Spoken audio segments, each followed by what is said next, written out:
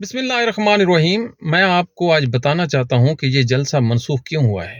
P T I نے اتنا بڑا گول اچیو کیا ہے کہ آپ سوچ بھی نہیں سکتے۔ کل کیا ہوا ہے؟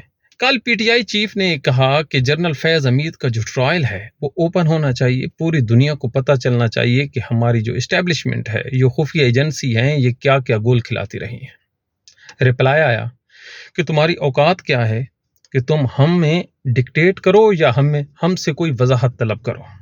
بالکل ٹھیک ہو گیا۔ آج جلسہ تھا 22 اگست کو۔ آج کو جو خفیہ ایجنسیز تھی انہوں نے رپورٹ کی کہ جناب والا اسلام آباد کی طرف 25 سے 30 لاکھ آدمی امڑ سکتے ہیں۔ دوبارہ کہہ رہا ہوں، کتنا؟ 25 سے 30 لاکھ، اور پورے پاکستان سے قافلے رواں دواں ہیں۔ یہ جب خبر پہنچی تو ان کے پسینے چھوٹ گئے۔ انہوں نے سوچا کہ یہ تو حالات آؤٹ آف کنٹرول ہو جائیں گے۔ وہ تعلقات جو پچھلے کئی ماہ سے ڈیڈ لاک کا شکار تھے، اچانک ان کو حرکت میں لایا گیا اور پی ٹی آئی چیف سے رابطہ کرنے کا سوچا گیا۔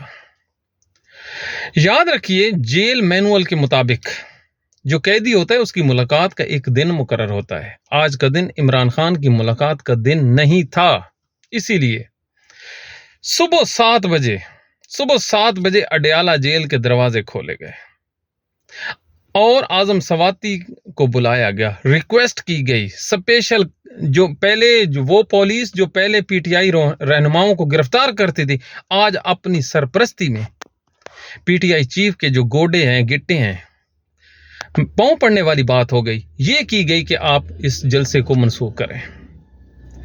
پی ٹی آئی چیف نے کیا کیا؟ اس نے بہت بڑا چھکا مارا۔ اس سے زیادہ عقل مند اور وزڈم پاکستان میں رکھتا ہی کوئی نہیں عمران خان سے زیادہ۔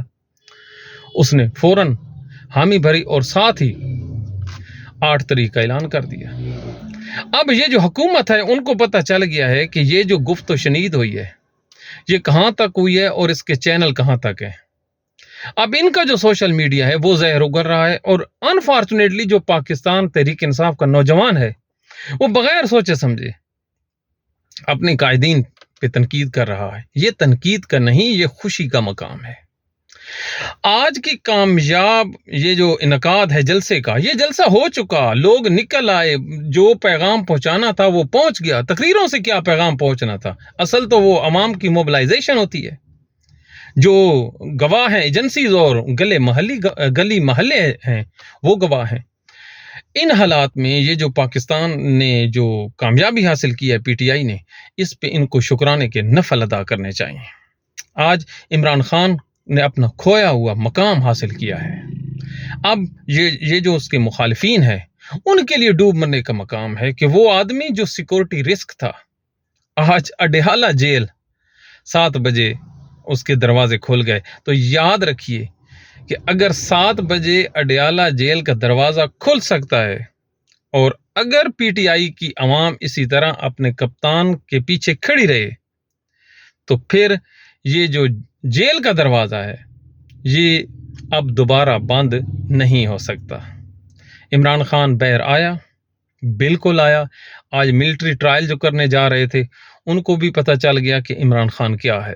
عمران خان اس قوم اور اس ملک کا لیڈر ہے، اور جو اس کو انڈر ایسٹیمیٹ کر رہے تھے وہ آپ آج ایسا کریں کہ اپنا جو منہ ہے نا وہ پانی سے دھوئیں، یا جو بے شرم لوگ ہیں وہ چلو بھر پانی میں ڈوب مریں۔ Thank you very much.